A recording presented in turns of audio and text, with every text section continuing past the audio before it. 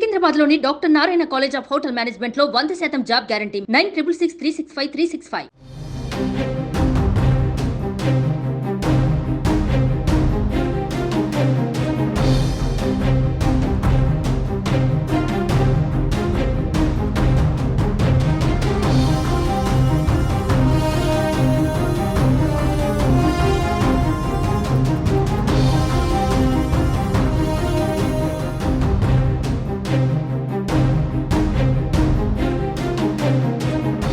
AP assembly సమావేశాలకు సర్వం సిద్ధమైంది. శుక్రవారం ఉదయం 9:46 ఆంధ్రప్రదేశ్ అసెంబ్లీ సమావేశం కానుంది. మొత్తం 2 రోజుల పాటు అసెంబ్లీ సమావేశాలు జరగనున్నాయి. ఈ 2 రోజుల్లోనే ఎన్నికల్లో గెలిచిన సభ్యులతో ప్రమాణ స్వీకారం చేయిస్తారు. అనంతరం స్పీకర్ ఎన్నిక ఉండనుంది. అయితే సమావేశాల నేపథ్యంలో అసెంబ్లీ అధికారులు కీలక నిర్ణయం తీసుకున్నారు. అసెంబ్లీ సమావేశాలకు విజిటింగ్ పాస్లు రద్దు చేశారు.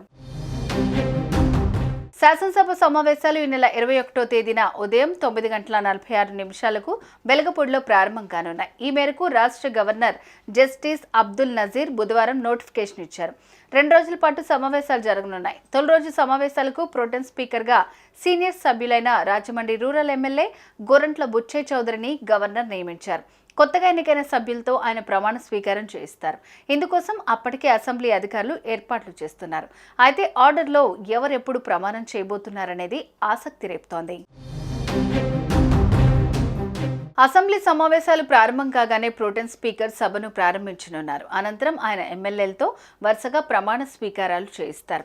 ఇందులో ముందుగా CM Chandrababu Naidu, deputy CM Pawan Kalyan, ఆ తర్వాత మంత్రులు ప్రమాణ స్వీకారం చేస్తారు. అనంతరం మహిళా ఎమ్మెల్యేలు, ఆ తర్వాత మిగతా సభ్యులు ప్రమాణ స్వీకారం ఉంటుందని అసెంబ్లీ వర్గాలు తెలిపాయి. మరోవైపు తాజాగా ఎన్నికల ఫలితాలతో విపక్ష హోదా కూడా కోల్పోయిన వైసీపీ పరిస్థితి ఏంటనే చర్చ జరుగుతోంది. ముఖ్యంగా మాజీ సీఎం వైఎస్ జగన్ అసెంబ్లీకి వస్తారా లేదా అనే ఉత్కంఠ కొనసాగుతోంది. ఇదిలా ఉంటే శుక్రవారం నుంచి జరగనున్న ఏపీ అసెంబ్లీ సమావేశాలకు విజిటింగ్ పాస్లు రద్దు చేశారు. అసెంబ్లీలో స్థలాభావం కారణంగా విజిటింగ్ పాస్లు రద్దు చేసినట్లు ఏపీ శాసనసభ అధికారులు తెలిపారు.